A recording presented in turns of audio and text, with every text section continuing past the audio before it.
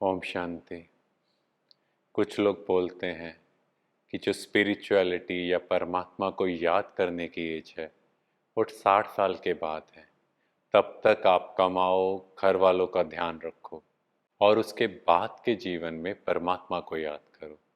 एक बार अपने आप से पूछो, क्या हमें पता है कि हम 60 साल तक रहेंगे?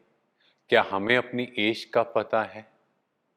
पर मम्मा को देखो, जिस दिन से वो ज्ञान में चले, परमात्मा की समझ आई, उनका पुरुषार्थ, उनका परमात्मा के प्रति प्रेम कैसा था।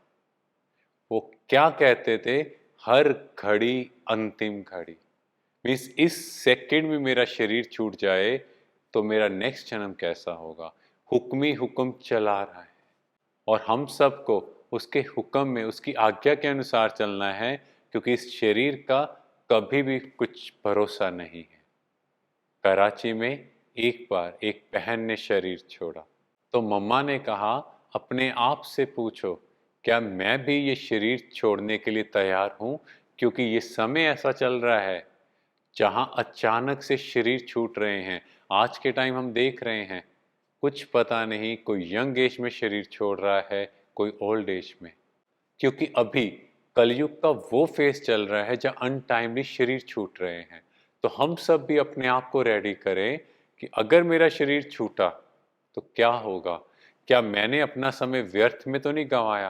क्योंकि मम्मा ने अपने जीवन का एक भी पल व्यर्थ चीजों में नहीं वेस्ट किया, क्योंकि उनका ये अंदर से पक्का पाठ था कि कभी भी शरीर छूट सकता है।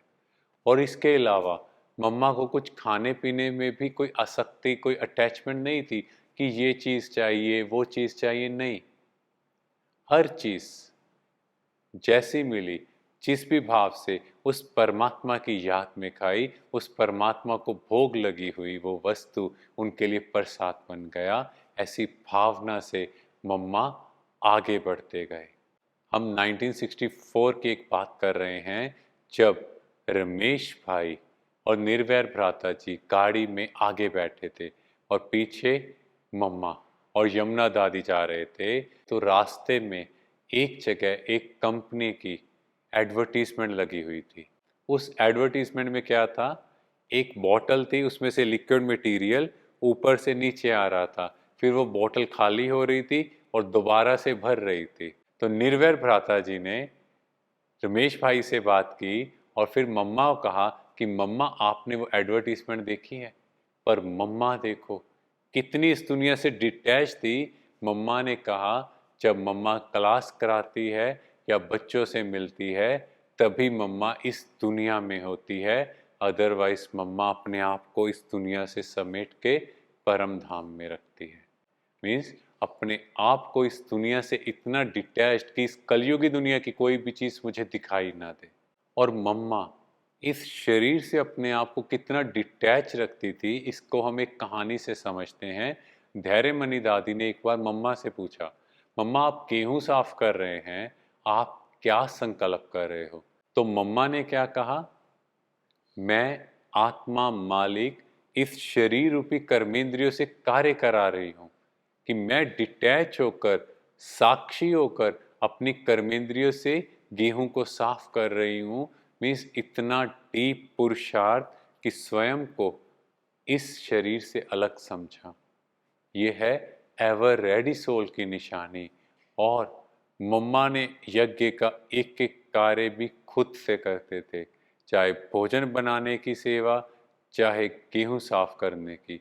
मम्मा हर कार्य में सहयोग देते थे। मीन्स मम्मा अपना तन, मन और धन कैसे सफल कर रहे थे, क्योंकि मम्मा ने इस यज्ञ में धन सफल नहीं किया, पर यज्ञ के धन की देख रेख करनी, उस धन को वेस्ट होने से बचाना, ये उससे बड़ा पुण्य है।